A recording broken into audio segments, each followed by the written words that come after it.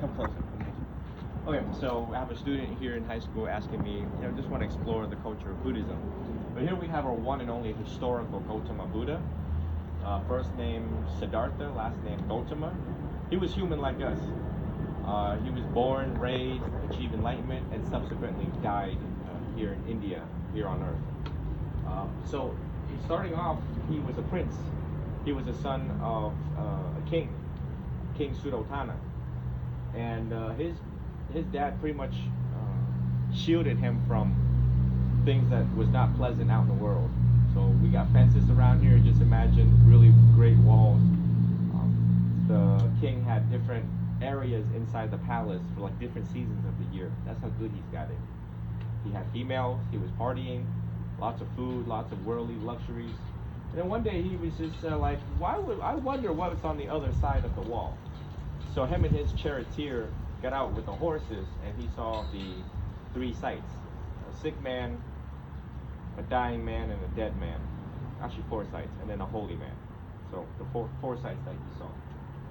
And it was the sight of the holy man that captured his heart, and he realized, wow, I'm subject to birth, disease, decay, subsequent death.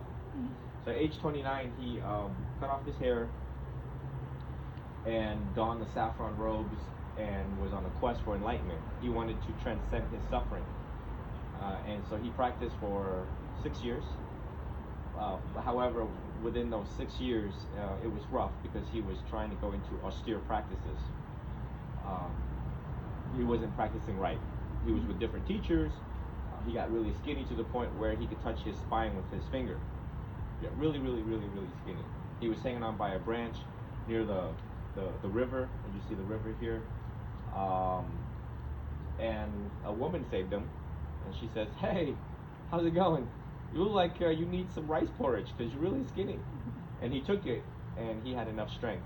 With that strength, he made a firm resolution to sit underneath a bodhi tree, meditated for 49 days, and he says, "I'm not going to get back up until I found the answers to my questions about suffering."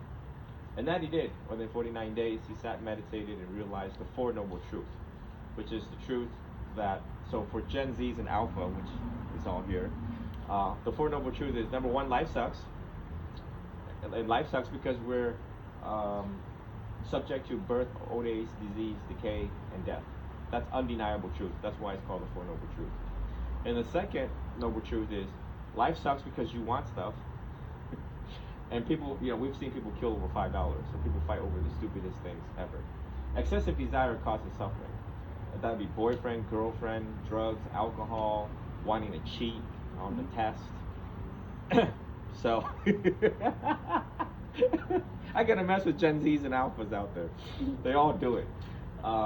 Number three, if you don't want life to be this bad, you gotta stop the wanting. And number four, the path to liberation is by following the Noble Eightfold Path, and it starts with right view. And there's right view, right intention, right thought, right livelihood, right mindfulness, right concentration. So he was like a doctor. When you look at the Four Noble Truths, it's like describing the illness and the problem, what causes it, how we can end it, and what is the medicine. So the Noble Eightfold Path is that medicine first. So we'll take a route over here. We have when he passed away.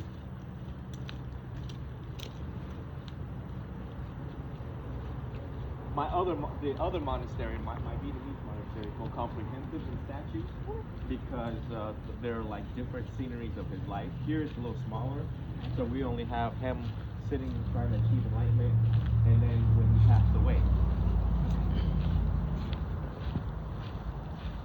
So this is like the only statue you will find in any religion which the holy man is lying down. And so at age 80, so Christ taught for 3 years, Jesus taught for 3 years, the Buddha taught for 45 years. There's one Bible over there, we got 45 Bibles over here, so it's really extensive. And so at age 80, he realized he was going to die. Before he was going to die, he didn't want to offend this guy that was giving him food. There's an alms bowl like this that we grab daily at like 5 in the morning, and people put food in there. We're not allowed to touch money. So the food preserves the monk's life, robes, all the requisites for us. So the Buddha didn't want to offend him. He was a goldsmith, and the food was spoiled, but he took it anyways. As a direct result of taking that food, he was going to die. He invited everyone around him and says, "Listen, I'm clocking out soon, y'all. And my last words for you guys is, let the Vinaya guide you, which is let the rules guide you, and strive on mindfully." So Buddhism in its totality can be summarized into one word.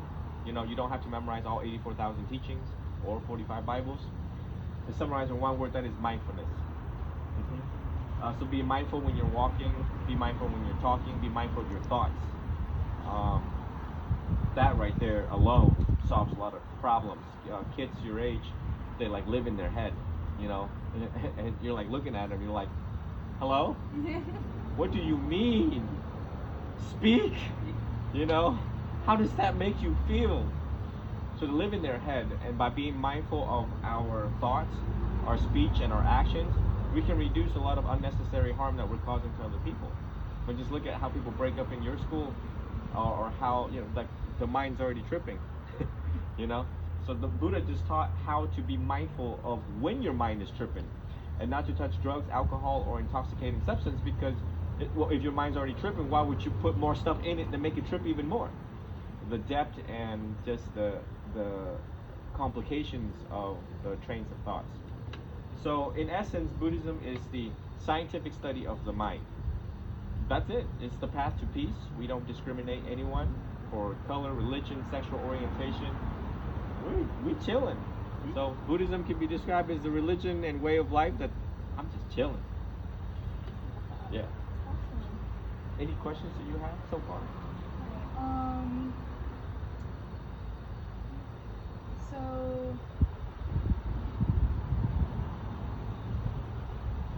do you guys, so you said that you have 45 different Bibles, correct? Do you guys like keep collections of those on you guys? Like, do you guys do like Bible studies, or like what is your process like studying those types of texts? Yeah, so it's broken up into the three baskets, called the Tripitaka. You have the Sutta Nipata, you have the Vinaya, and you have the Abhidhamma. So it's like it is scattered. It's scattered. The guide to the Tripitaka, it is something that you can find online. The guide to the Tripitaka, or also known as Tipitaka, and it'll break down like the many different types of medicines, what we call it. The name of the sutta, the Mahasatipatthana Sutta, and that's the four foundations of mindfulness. The Kalama Sutta on testing things out. Don't take things based upon blind faith. So there's like different suttas that you can actually study. And then there's debates on which one you should study first. Well, obviously don't study the Abhidhamma, because that is more theory and not practice. It's very complicated. Anyone that tries to study the Abhidhamma can count on a stroke. You know, you would want to study the Sutta Nipata, which is the original teachings first, or in essence the Four Noble Truths. You start with that first. Everything can be found on buddhanet.net or accesstoinsight.org. Okay, it's very, very deep. You can get a PhD in Buddhist studies. Oh, really? Yeah, studying karma, how karma works, rebirth, the five aggregates, 7 factors of enlightenment. It just goes on and on and on. But yeah, all those resources are free online, or you can ask your AI. Okay, so is there anything specifically, or any like statues or sacraments that I should be mindful of, so I can take pictures of like anything that's like really important that like, you know, screams for This would do it, and the other one would do it. Okay. You know, both statues are very symbolic. It's a small monastery, so we don't get to see it all. But that is when he sat and meditated. He did, you know, 3 things after achieving enlightenment. He still taught. He sat and meditated and did walking meditation. Actually 4 things. He actually lie down too and rest. So that's symbolic, as a symbol of him meditating to achieve enlightenment. And this is symbolic because you die the way you live. The way how you live will determine the way how you die. And obviously, everybody wants to, like, number one, know how to time your own death. That's one thing when it comes to death meditation. People fear death. When will I die? How will I die? Where will I die? When will I die? So again, a good life equals a good death. I mean, if you're gonna live your life as a drug dealer, you're obviously gonna get shot. And if you live your life as a holy person, or trying to be holy as possible, which is pray the rosary, have a conversation with Jesus, meditate, have a conversation with Buddha by meditating, then obviously, when you master meditation, you can actually time your own death. We've had previous enlightened beings, detailed accounts, like Ajahn Mun, who knew he was going to die, pay respect to the Buddha 3 times by bowing, and on his 3rd bow did not get back up. His students were next to him, and they tried to detect the breath and they're like, he clocked out. Yeah, he's dead. He definitely went to nirvana, y'all. So I think that's really awesome, that a person can time their own death by being mindful of your vital functions and organs.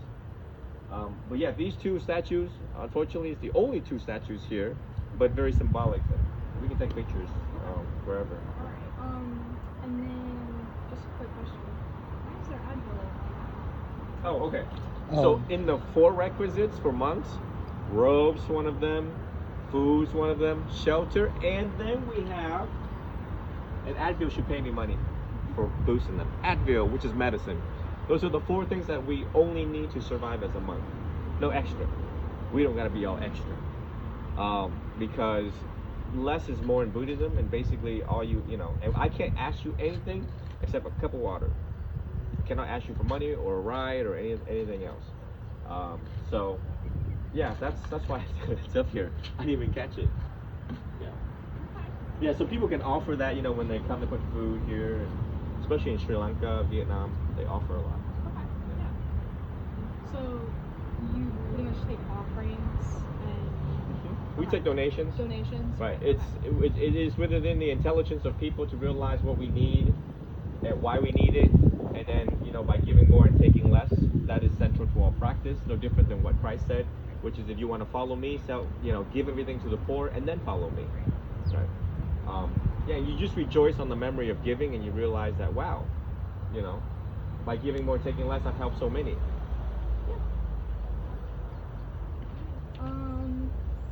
And then this might be a little bit weird. Is there any way I could get a couple pictures of you? Sure, yeah. I'm here for that. I was dressed for it.